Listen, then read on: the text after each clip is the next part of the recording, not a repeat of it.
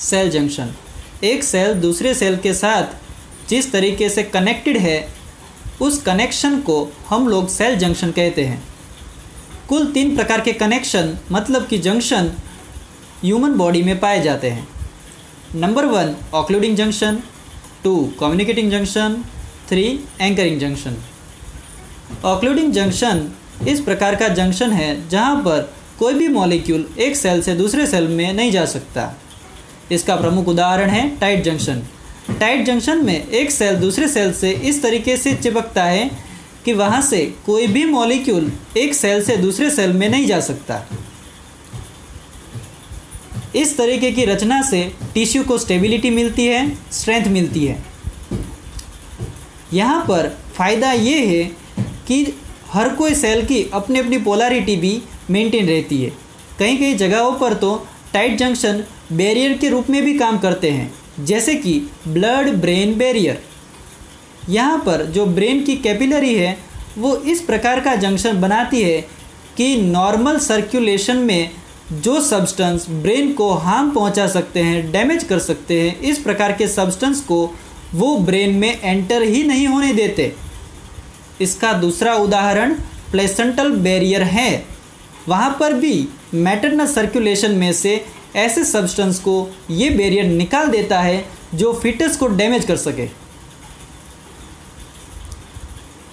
दूसरा cell junction है communicating junction. ये जंक्शन एक सेल को दूसरे सेल के साथ कनेक्ट होने में मतलब कि कम्युनिकेटिंग करने में मदद करता है। इस जंक्शन में एक सेल दूसरे सेल को कम्युनिकेट करता है मतलब कि मॉलिक्यूल एक सेल से दूसरे सेल में आने जाने देता है। कुल 2 प्रकार के जंक्शन हैं, गेट जंक्शन और chemical synapse junction. Gate junction में दोनों ही सेल एक दूसरे के बहुत ही नज़दीक हैं, सेल मेम्ब्रेन बहुत ही थिक हैं और इंट्रासेल्युलर स्पेस इतनी छोटी रखते हैं कि वो एक चैनल की तरह काम करे।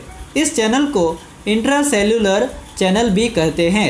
इस चैनल का डायामीटर 1.5 नैनोमीटर से लेकर 3 नैनोमीटर तक का होता है। इस डायामीटर के कारण 1000 मॉलिक्यूलर वेट रखने वाले सब्सटेंस भी आराम से आर पार जा सकते हैं, जैसे कि glucose. Gate channel action potential में भी मददरूप होते हैं और केमिकल मैसेंजर में भी मदद करते हैं। Chemical synapse junction.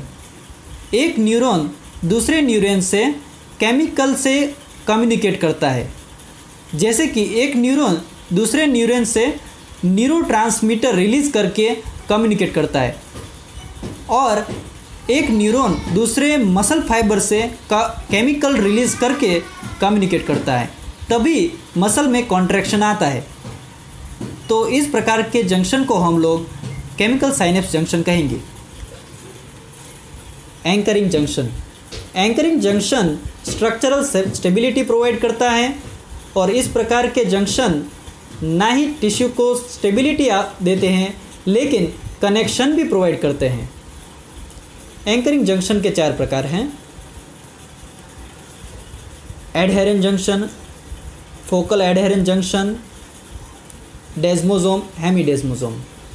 Adherent junction में सेल टू सेल कनेक्शन होता है और एक सेल दूसरे सेल से एक्टिन फिलामेंट के द्वारा कम्युनिकेट करता है। फोकल एडहेरेंट जंक्शन में एक सेल एक्स्ट्रा सेलुलर फ्लूइड से कम्युनिकेट करता है और यहाँ पर एक्टिन फिलामेंट के द्वारा कम्युनिकेशन होता है। डेस्मोसोम, यहाँ पर सेल टू सेल कम्युनिकेशन होता है लेकिन यहाँ पर कम्युनिकेशन का रास्ता इंटरमीडिएट फिलामेंट है, जबकि हेमीडेस्मोसोम सेल जंक्शन में सेल मैट्रिक्स मतलब कि ECF से कम्युनिकेट करता है, लेकिन यहाँ पर सेल और मैट्रिक्स के कम्युनिकेशन इंटरमीडिएट फिलामेंट के द्वारा ही होता है, इसीलिए इसको हेमीडेस्मोसोम्स भी कहा जाता है। तो ये सारी बातें सेल जंक्शन के बारे में थी।